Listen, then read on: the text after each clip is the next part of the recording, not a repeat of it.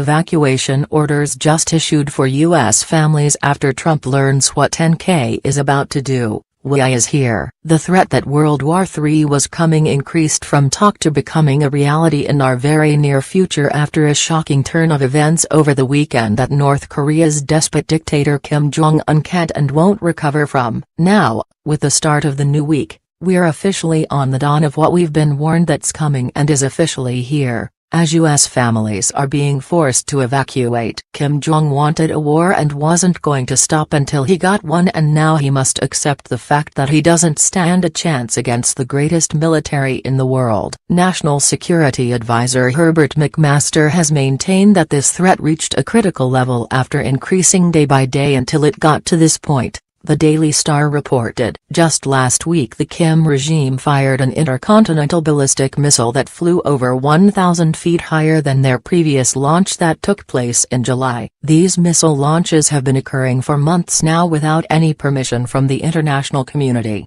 proving to be provocations of a war they were asking for. Yesterday, we reported what McMaster had to say about World War III, and now we're seeing just how serious he was in his statement. We're in a race to be able to solve this problem. There are ways to address this problem short of armed conflict, but it is a race because he's getting closer and closer and there's not much time left. The greatest immediate threat to the U.S. and to the world is the threat posed by the rogue regime in the north and its efforts to develop a long-range nuclear capability. So, it's immensely important that we work together with all of our allies, partners, everyone internationally, to convince Kim that the continued pursuit of these capabilities is a dead end for him and his regime. Hours after making this statement, evacuation orders were given to American families on military bases in South Korea, saying that they should leave because war between America and Pyongyang is getting close, a senior U.S. Senator and ex-Air Force colonel said. Express reports.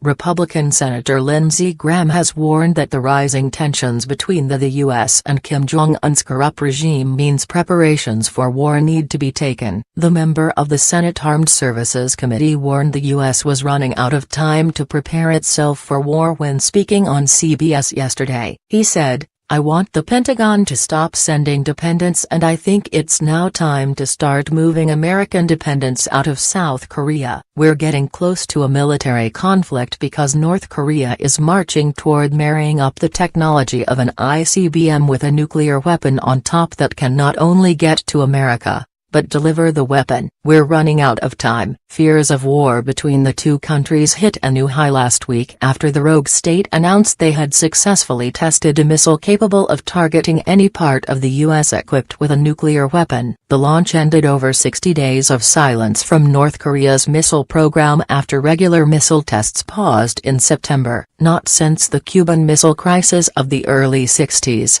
When John F. Kennedy was president and we were in the middle of the Cold War with the Soviet Union, have we been so close to total global annihilation? U.S. Secretary of Defense James Mattis said in a statement last week that confirmed that the fetus-looking dictator of North Korea, Kim Jong-un, has now fired its highest-ever intercontinental ballistic missile and it poses a dire worldwide threat. Later the Pentagon confirmed that the missile had flown for about 1,000 kilometers. 620 miles, before falling into the Sea of Japan. After yesterday's missile launch from North Korea, the stakes couldn't be higher, especially now that tensions are growing over new information that the missile was the largest and most powerful to date. According to a CNBC report, the latest missile has the capability of hitting the eastern seaboard including Washington, D.C. and needs to be taken seriously. President Trump didn't mince word during his speech on Tuesday where he had just spoken with General Mattis and that they were going to handle the situation in North Korea. Nobody can blame Trump for taking action now as he has exhausted all efforts to steer North Korea away from its nuclear ambitions by applying the strictest possible sanctions against Kim Jong-un's evil empire.